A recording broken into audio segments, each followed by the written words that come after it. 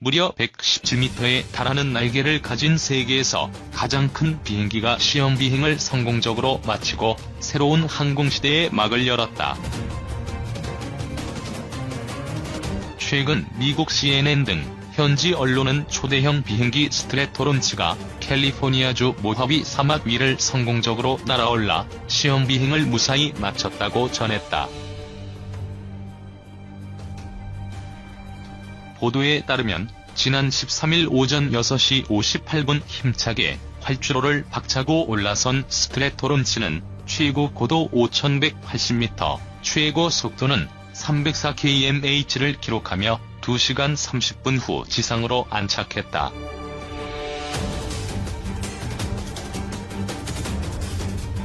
거대한 비행기 2대를 합쳐놓은 듯한 모습을 한 스트래토론치는 날개 길이 117m, 본체 길이는 72.5m, 높이는 15.2m에 달하는 엄청난 크기다. 전보 제트기인 보잉 747의 날개 길이가 70m가 채 안 된다는 것과 비교해보면 얼마나 큰지 알 수 있는 대목.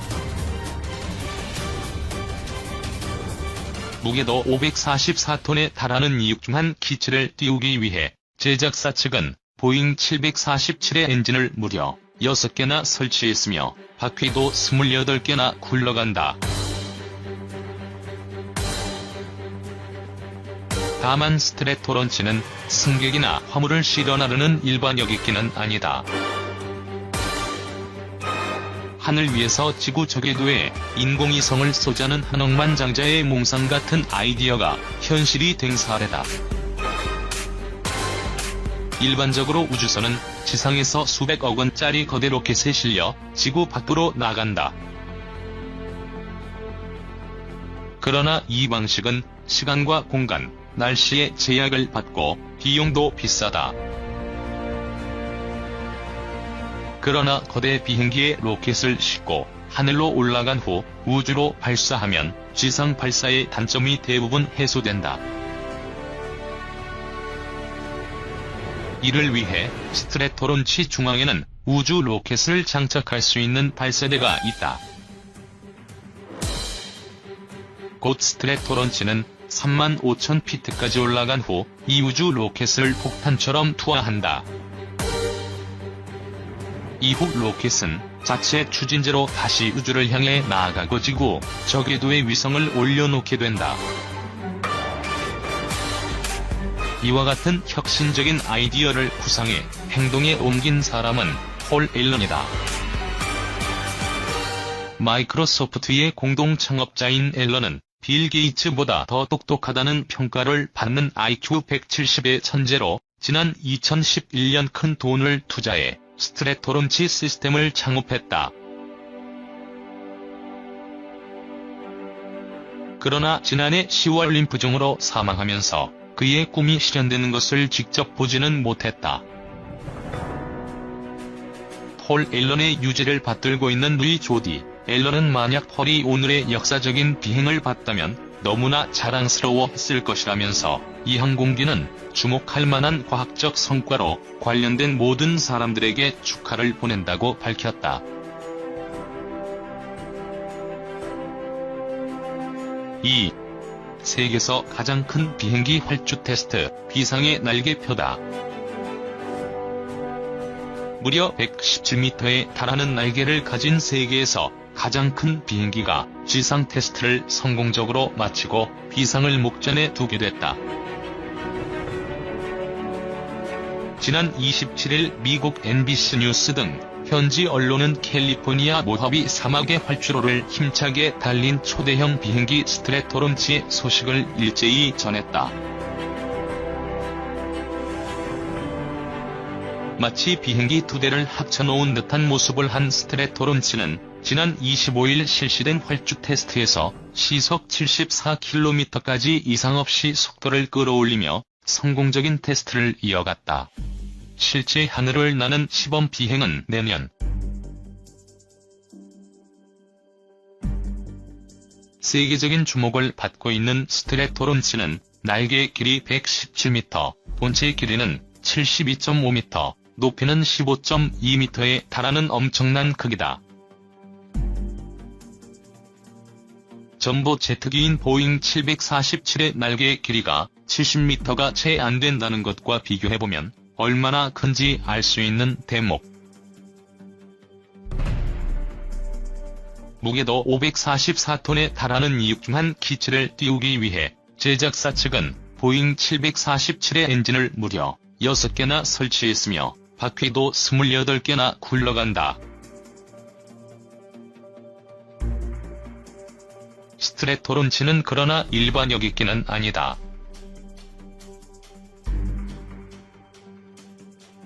이는 한 억만장자의 몽상 같은 아이디어가 현실이 된 사례다. 이 몽상가는 회사의 창업자인 폴 앨런이다. 마이크로소프트의 공동 창업자인 앨런은 빌 게이츠보다 더 똑똑하다는 평가를 받는 IQ 170의 천재로 지난 2011년 큰 돈을 투자해 스트래토론치 시스템을 창업했다.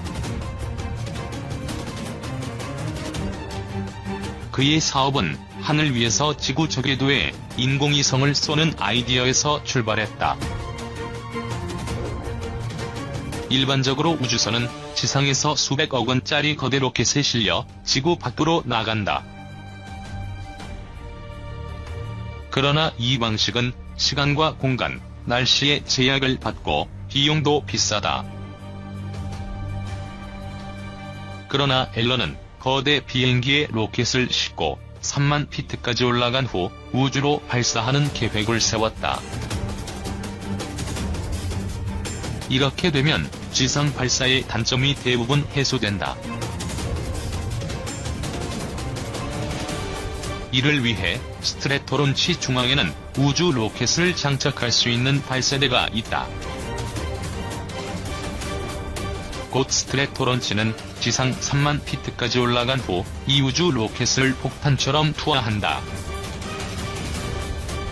이후 로켓은 자체 추진제로 다시 우주를 향해 나아가고 지구 저궤도에 위성을 올려놓게 된다. 폴 앨런은 26일 자신의 트위터를 통해 스트래토론치의 테스트 영상을 공개하며 비행 테스트가 성공적으로 진행되고 있음을 자축했다. 3. 하늘서 우주선 발사 세계에서 가장 큰 비행기 뜬다.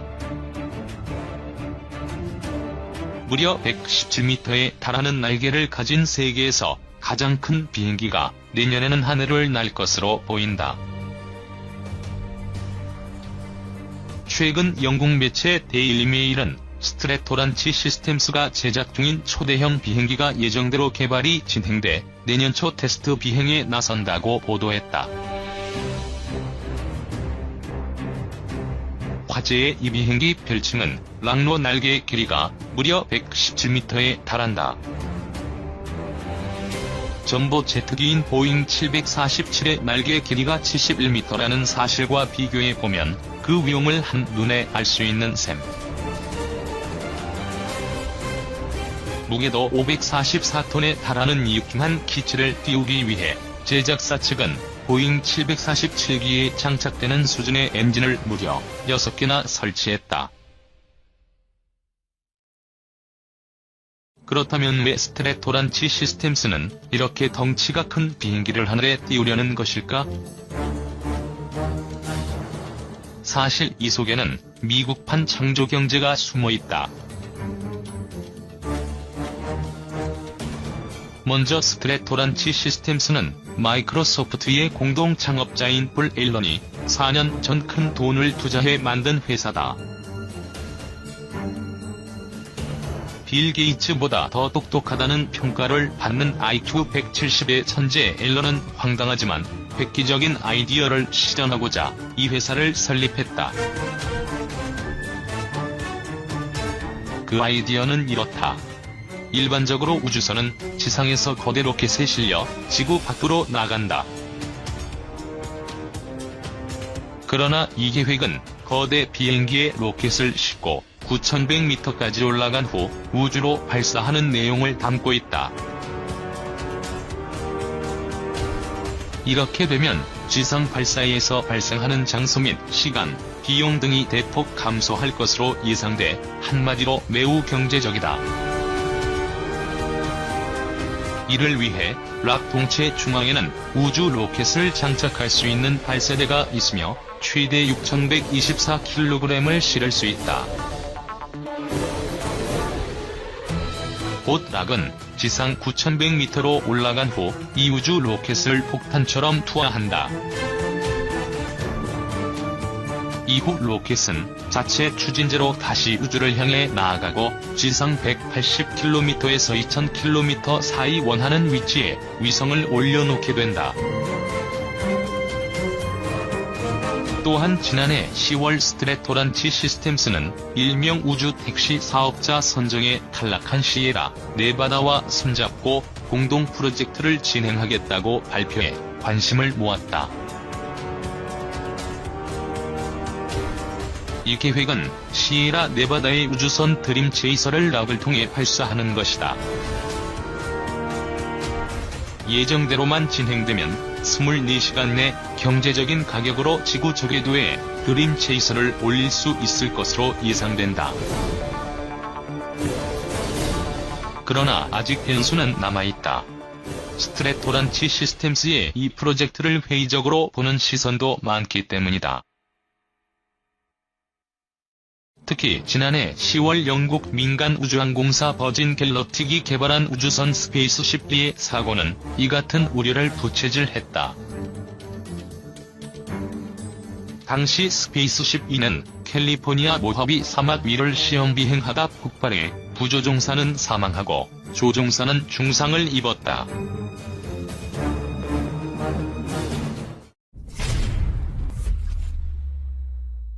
인도네시아가 우리나라와 공동 개발하는 차세대 전투기 사업 분담금 일부를 납부했다. 이에 따라 인도네시아의 납부 지연으로 촉발된 사업 차질 우려가 다소 가라앉을 것으로 보인다. 한국항공우주산업은 2일 인도네시아 국방부로부터 KF-X 체계 개발 분담금 1,320억 원을 송금받았다고 밝혔다. 카이는 이번 분담금 입금을 통해 그간 제기됐던 인도네시아의 KF-X 사업 철수 등에 대한 우려를 불식시키고 인도네시아 측 참여가 활발히 이루어질 것이라고 기대했다. 양국은 오는 2025년 6월까지 KF-X 공동 개발을 완료하기로 했으며 인도네시아는 사업비의 20%인 약 1조 7천억 원을 투자하기로 했다. 이 가운데 2017에서 2018년 약 3,300억 원을 분담해야 하지만 2년간 내지 않아 사업 철수 의혹이 제기됐다. 인도네시아는 3,300억 원 중 1,320억 원을 뺀 나머지 금액을 앞으로 납부해야 한다. 카이는 지난해 9월 양국 정상회담 이후 이루어진 인도네시아 고위층 면담, KF-X 공동개발 협력 강화 방안 논의 등 우리 정부의 외교적 지원이 분담금 납부에 큰 도움이 됐다고 밝혔다. 작년 말 인도네시아를 방문한 안기백 국회 국방위원장 일행도 양국 간 방위산업 협력 강화에 대해 집중적으로 논의해 사업에 긍정적인 영향을 미쳤다고 설명했다.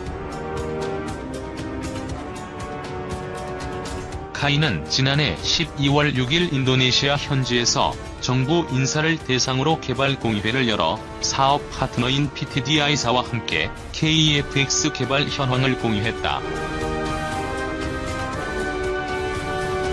KF-X 개발에 참여한 인도네시아 엔지니어는 28명이었으나 공모회 이후에 총 72명으로 증가했고 올해는 최대 150여 명의 엔지니어가 설계와 시제작에 참여할 계획이다.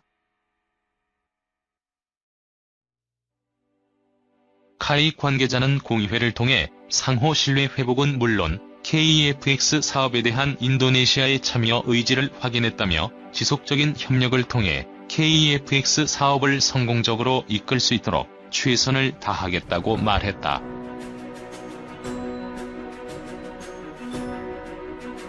미 오만해 유조선 공격 배후 이란 지목 이란 파병하려 날조. 미 군부가 24일 아랍에미리트와 가까운 오만해에서 지난 12일 발생한 유조선 내적에 대한 공격 등의 배후로 이란을 지목했다.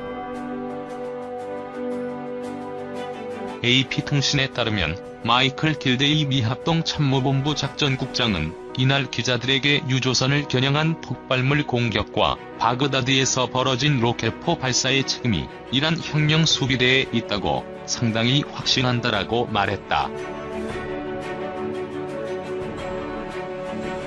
이랍서 지난 12일 오만해에서 사우디아라비아, UAE, 노르웨이 유조선을 겨냥한 공격이 벌어졌다.